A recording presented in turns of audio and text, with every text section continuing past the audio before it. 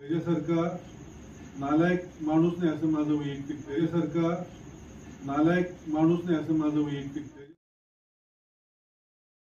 खासदारकी तरी आपण साहेबांच्या दिली पाहिजे, कारण साहेबांचे जे काय आपल्यावर उपकार आहेत तर गावकरी म्हणून तुम्हाला सगळ्यांना माहिती आहे की आम्ही आमच्यावर पण साहेबांचे किती उपकार आहेत आणि साहेबांचं वय आता 83 झाल्यामुळं त्यांना सोडणं हे मला पटलं नाही.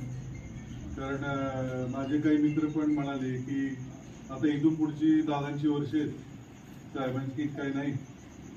तो विचारच मला अतिशय